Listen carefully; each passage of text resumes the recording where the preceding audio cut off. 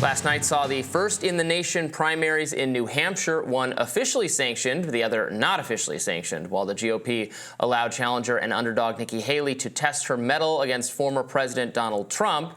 The DNC shifted its primary schedule to make the first official primary in South Carolina, meaning that the president's name did not appear on this New Hampshire ballot. Now, some Democratic politicos saw the decision to strip the Granite State of its first-in-the-nation status as a massive mistake. After all, Biden's struggling in the polls. Here's longtime New Hampshire radio pundit Arnie Arneson. He doesn't gain anything with South Carolina, but he would have gained something by having another message coming out of Iowa, coming out of New Hampshire, as they were focusing on what the choice would be in 2024 for president. It was a stupid political mistake. That doesn't mean that we should always be first, but not in 2024 with Trump running for president again. This is a threat to democracy. This is an invitation to fascism. We could look at a country that we will not recognize after the November election. God forbid Trump wins. Now, according to reporting from Slate's Alex Sammon, Biden's big win last night was the result of a massive Astrotruf campaign backed by the second biggest spending super-PAC in the state, not some organic show of affinity for the president. The gambit seems to have paid off. Biden won the primary with a little more than 50% of the vote. Here to break down how Biden pulled it off is politics writer over at Slate, Alex Sammon. Welcome to Rising, Alex. Hey, thanks so much for having me. So, Alex, I have heard some Democratic pundits really championing, really celebrating the outcome last night, saying that this is evidence of how much Democratic voters actually have organic enthusiasm for Joe Biden, that he managed to win with these margins despite not being on the ballot in New Hampshire. What's wrong with that take? Yeah, I mean, I think that right, there's this story that they want to tell, that there is this efflorescence of love for Biden that seems to be just lurking beneath the surface of all these terrible polls. And that's what we saw in New Hampshire. And it's just not exactly correct. I mean, Biden did perform pretty well there, but it's not like his team left this up to chance. They put together a pretty significant effort to drum up support for the president, to write in his name on the ballot.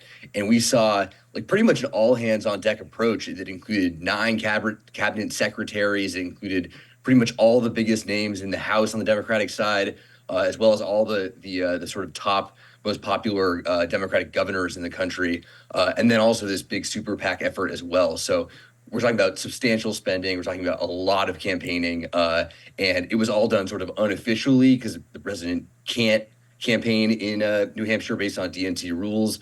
But they didn't leave this thing up to chance. They really took it seriously. What are we to make of the Dean Phillips showing? 19.6%. To my mind, that's not nothing. That's kind of significant given his low recognition. Now, I know he's been low name recognition. I know he's been spending a lot of time in New Hampshire.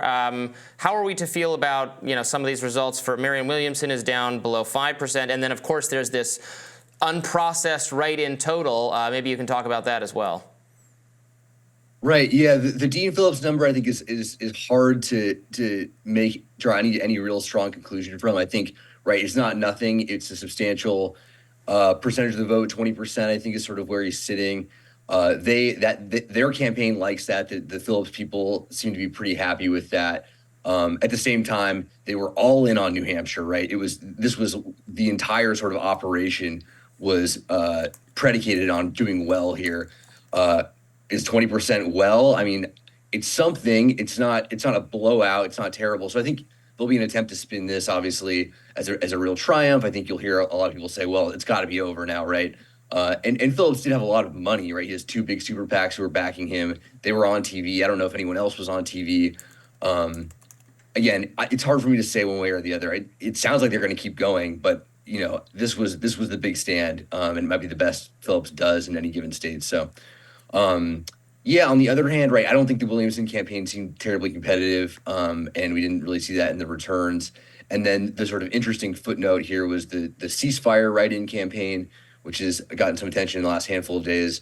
We don't really know, again, how that did. We have a sort of unprocessed write-in total, which is being sorted, I think, as we speak.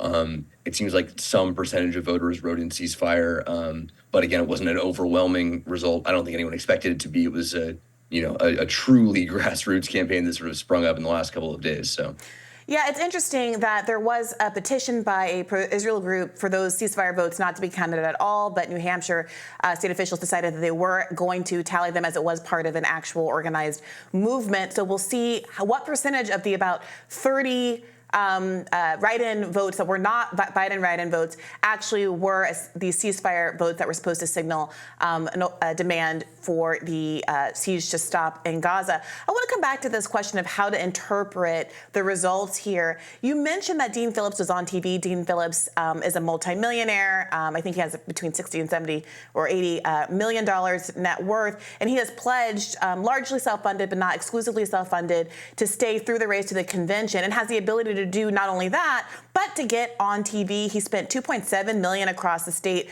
on TV, radio, and digital ads. I don't know that Marianne Williamson was ever able to get on TV. And similarly, the SUPER-PAC that you described that was working independently for Joe Biden in the state was also able to spend, it seems, about $1.26 million on mailers, radio, and digital advertising, phone banking, and more. Is the story here that if you spend enough money, you can make a dent electorally? Yeah, it's interesting. This is an interesting plot line, I think, in this election cycle, because we've seen actually the huge money candidates really fall on their faces. Like Ron DeSantis is like, the sort of great exemplar of this.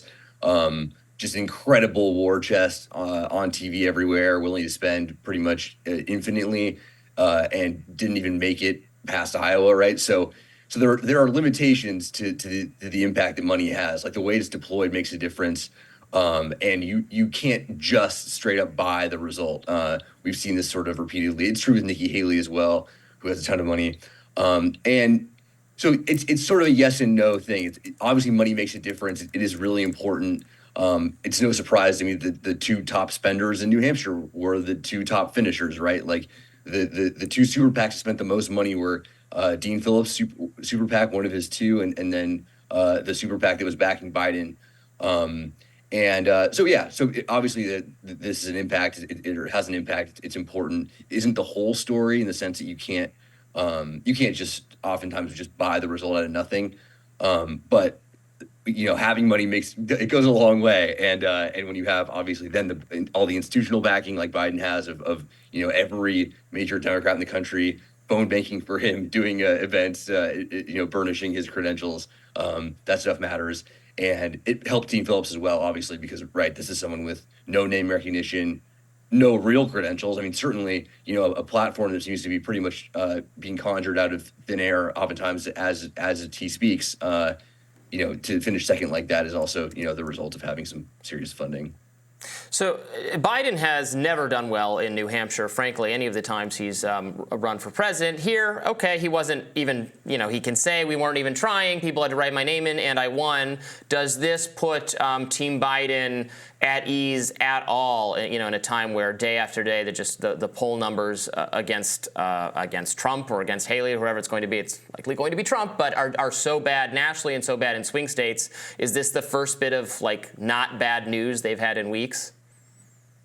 I think that they feel like that. I think that they feel really strong about this outcome. I mean, right, they didn't have to outspend Dean Phillips 10-1, right, to get this. So I think they feel a lot of confidence about this. I mean, the funny thing about it from my mind is that, Biden obviously moved to relocate the first in the nation primary to South Carolina to get out of New Hampshire.